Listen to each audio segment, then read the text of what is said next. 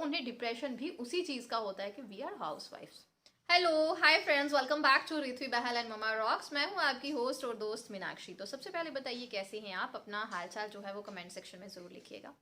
आज मैं आपके साथ बहुत ही आम सा टॉपिक जो है, सिंपल सा वर्ड हम हमेशा सुनते रहते हैं, हाउसवाइफ हाउसवाइफ हाउसवाइफ। तो उसके बारे में कुछ चीज़ें जो है वो आपके साथ डिस्कस करने वाली हूँ, इसलिए वीडियो को पूरा देखिएगा। वीडियो अच्छी लगती है तो लाइक कमेंट शेयर सब कुछ करते जाइएगा।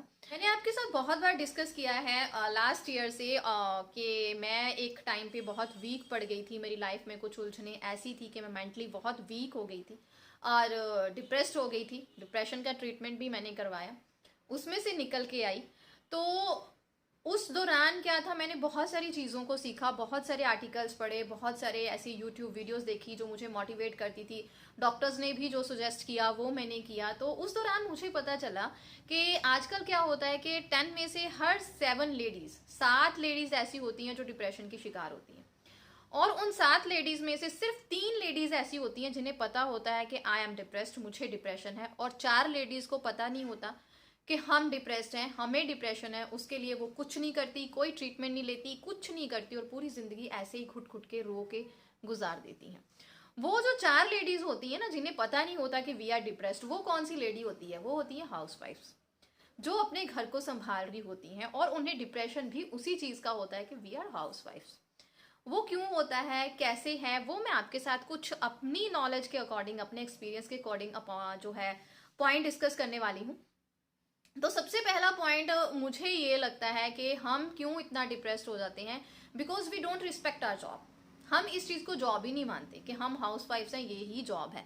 हम जॉब सिर्फ उसी को मानते हैं कि जी तैयार हुए, बिंदी लिपस्टिक लगाई है, तैयार हो गए हैं, 8 बजे हम निकल गए हैं घर से और 5 बजे हम घर पे वापस आ रहे हैं, हम उसी को जॉब मानते हैं। वी आर नॉट गिविंग मतलब कि हम किसी चीज की डिसरिस्पेक्ट नहीं कर रहे हैं। मैं ये नहीं बोल रही हूँ कि जो वर्किंग लेडीज होती हैं उनकी लाइफ बहुत इजी होती है और हम लोगों की ही लाइफ जो है वो इजी नहीं है, ऐसा नहीं है।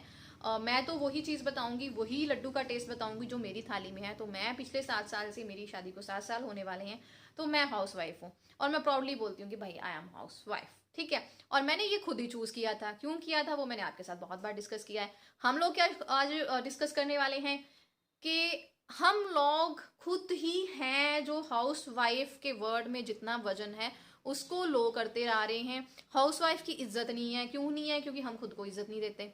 सबसे पहली बात तो ये है कि हम खुद ही अपनी जॉब की रिस्पेक्ट नहीं करते, हम मानते नहीं ये जॉब है। वो लेडी जो चमक दमक के 8 बजे घर से निकल के 5 बजे घर को वापस आती है, हम उसको बहुत इज्जत देते हैं। वो बहुत अच्छी है, उसकी लाइफ बहुत अच्छी है। लेडी जो होती है ना, वो लेडी की दुश्मन लेडी ही होती है। हम अपने दुश्मन खुद ही होते हैं, चाहे हम दूसरे के दुश्मन बने चाहे अपने बने, हम खुद ही हैं। तो सबसे पहले तो एक काम ये हमें करना है कि हमें अपनी जॉब को रिस्पेक्ट खुद देनी है। हमें मानना है कि भाई हमारी जो सुबह से 5 बजे से उठ के रात के 11 बजे तक जॉब है, वो सबसे भयंकर जॉब है, सबसे A1 लेवल की जॉब वही है। पहले उसको रिस्पेक्ट दो। हर चीज को आप मैनेज कर रही हो, हर चीज को देख रही हो, अपने हस्बैंड को देख रही हो, अपने बच्चों को देख रही हो, अपने आप को देख रही हो, हाउस को देख रही हो, तो हमसे ऊपर कौन हुआ? कोई नहीं। नेक्स्ट पॉइंट जो है मैं आपके साथ डिस्कस करने वाली हूँ कि मुझे लगता है कि where we are we have to give our best. जहां पे भी हम हैं, जिस कंडीशन में हम हैं, हमें वहां पे बेस्ट देना है। चाहे हम हाउस वाइफ हैं, चाहे हम किसी फील्ड में जॉब कर रहे हैं, चाहे हम इतना बड़ा जो है वो शॉप डाल के बैठे हैं, कुछ भी कर रहे हैं, चाहे भाई मैं सड़क पे बैठ के कुछ चीजें बेच ही रही हूँ, चाहे अपनी सब्जी ही बेच रही हूँ, लेकिन जो जहां मैं बैठी हूँ मुझे अपना वहां पे बेस्ट देना है। उस चीज को मैंने उस चीज से सेटिस्फाई रहना सीखना है, उसमें खुश रहना सीखना है। हमेशा जो कहते हैं ना, हमेशा दूसरे की थाली में पड़ा हुआ लड्डू हमें अच्छा लगता है, नो। हमें अपने लड्डू का टेस्ट जो है ना वो ही अच्छा बनाना है, दूसरे की थाली की तरफ नहीं देखना। जब हम अपनी जॉब से प्यार करना शुरू कर देते हैं ना, जब एज अ हाउस वाइफ हम अपने कामों को इंजॉय करना शुरू कर देते हैं, उनको अपने आप पे बोझ नहीं समझते। अगर मुझे सफाई रखनी बहुत पसंद है तो मैं सफाई बहुत अच्छे से करूंगी, अगर मेरा उसमें इंटरेस्ट है। अगर मैं वही विल्लड़ आलसी औरत हूँ जिसे सफाई से कोई लेना देना नहीं है, जो जैसे पड़ा है पड़ा रहे, बस फोन लेके मुझे इंस्टाग्राम पे बिजी रहना है, मुझे यूट्यूब पे बिजी रहना है, तो फिर वो जो झाड़ू पोछा करना होता है ना 1 घंटे का, वो मैं मर के करूंगी 2 घंटे में। अगर मुझे, मैं उसमें इंटरेस्टेड हूँ, मैं चाहती हूँ कि मेरा घर बहुत सुंदर लगे, मेरा घर प्यारा लगे, कोई भी आए बोले क्या वाह कैसे सजा के रखा है, अगर वो फीलिंग मेरे अंदर है तो जो 1 घंटे में सफाई होनी है वो मैं आधे घंटे में कर सकती हूँ। तो ले दे की बात ये है कि जहां पे भी हो वहां बेस्ट दो। गाइज नंबर थर्ड पे मैं आपके साथ बात करूंगी कि ग्रोथ मैटर्स एवरीवेयर। ग्रोथ बहुत मैटर करती है, चाहे वो आपके बालों की ग्रोथ हो वो भी मैटर करती है, चाहे आपकी हाइट की ग्रोथ हो एज वाइज वो भी मैटर करती है। तो आप जिस जॉब में हैं, आप डे टू डे कैसे ग्रो कर रही हैं वो भी मैटर करता है। रोज डेली वही काम करते जिस तरह से हमने रूटीन बनाया हुआ है, करते जा रहे हैं, डे पास करते जा रहे हैं, तो उस जिंदगी में कोई मजा नहीं होता। अगर आप चाहते हैं कि मेरी ग्रोथ हो तो मुझे भी नई नई चीजें सीखनी है। जब मुझे पता है कि छोटी सी एग्जांपल शेयर करूं आपके साथ कि मुझे पता था कि मुझे अपने बच्चे को देखना है तो मैं जॉब नहीं कर सकती, तो मैंने वो चीज को पीछे रखा, अपने बच्चे को देखना शुरू किया। लेकिन उसमें भी ग्रोथ की एक लेवल था कि मुझे बच्चा भी उठाना नहीं आता था। एक पॉइंट पे आज है कि मुझे बच्चों की A to Z पता है, भाई इसको ये हो गया तो ये करो, ऐसा हो गया तो वैसा करो। उसमें भी ग्रोथ मैटर करती है। अगर आप अपनी एज अ हाउस वाइफ अपनी लाइफ को इंजॉय करना चाहते हैं तो आपकी लाइफ में वहां पे भी ग्रोथ होनी चाहिए, चेंजेस होने चाहिए, अलग अलग चीजें होनी चाहिए, थोड़ी सी ब्रेक भी होनी चाहिए, थोड़ा सा मजा भी होना चाहिए और थोड़ा सा ज्यादा काम भी होना चाहिए, अपनी लाइफ पे भी फोकस होना चाहिए। इसलिए ग्रोथ हमेशा हर जगह जो है वो मैटर करती है। नेक्स्ट पॉइंट ये है कि अपने दिमाग में से ये निकाल दो कि हाउस वाइफ गृहिणी जो होती है वो घर की नौकर होती है, ये चीज को निकाल दो। समटाइम्स मैं भी बहुत बोदर हो जाती हूँ, मतलब चिढ़ जाती हूँ कि हस्बैंड का भी बहुत काम करना है, अपने बच्चे का भी करना है, फिर ले दे के अपना भी करना है, अपने लिए टाइम नहीं निकल रहा। तो ये वर्ड जो है ना हम अपने मुंह से हमेशा निकाल देते हैं, यार मैंने तो नौकर समझा होया, मैं तो नौकर बन के रह गई हूँ। ठीक है, वो मुंह से निकल जाता है, वो फ्रस्ट्रेशन निकाल दो, लेकिन उसको कभी भी यहाँ पे मत बिठाओ। अगर आप उस लाइफ को एंजॉय नहीं कर रही हैं, आप कुछ भी अपनी लाइफ में करना चाहती हैं, तो उसी टाइम करना शुरू कर दो। ये चीज निकाल दो कि हम घर के नौकर हैं। गृहिणी जो होती है वो ग्रह उसका पूरा ऋणी होता है। गृहिणी का मतलब होता है ग्रह जिसका ऋणी है, पूरा घर उसका कर्जदार है। क्योंकि घर में इतने छोटे से छोटा लेके बड़ा सा बड़ा काम, छोटी सी चीज से लेके बड़ी सी चीज को कौन संभालती है? गृहिणी।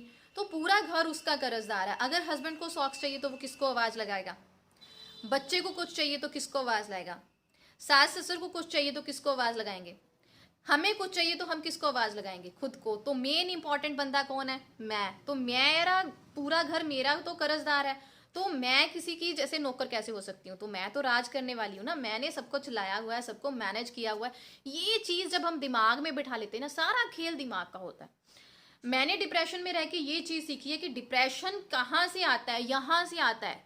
क्यों होता है हमें डिप्रेशन? हमारी वजह से होता है। कुछ चीजें हैं जो हमें कंट्रोल कर लेती हैं। तो अगर हम अपना माइंड इतना स्ट्रॉन्ग कर लेते हैं कि कोई चीज हमें कंट्रोल ना कर पाए, तो वो डिप्रेशन कभी भी नहीं आता। इसलिए सारा खेल यहाँ से है। जब यहाँ हम बिठा लेंगे कि ना we are honour, we can rule, we can do best, we are best, तो वहां सारा फंडा जो है वो खत्म हो जाता है। वी आर मल्टीटास्कर, हम मल्टीटास्किंग करते हैं, बहुत सारी चीजें एक टाइम पे करते हैं। मेरे ब्लॉग्स आपने देखे होंगे, मैं पूरे दिन का 6 बजे तक का काम जो है 9 बजे तक खत्म करती हूँ। ब्रेकफास्ट, लंच, हर एक का ब्रेकफास्ट अलग तरह का होता है, लंच चलो कॉमन सा रखने की कोशिश करती हूँ, घर की सफाई, एवरीथिंग। हम मल्टीटास्किंग एक टाइम पे बहुत सारे काम कर रहे होते हैं।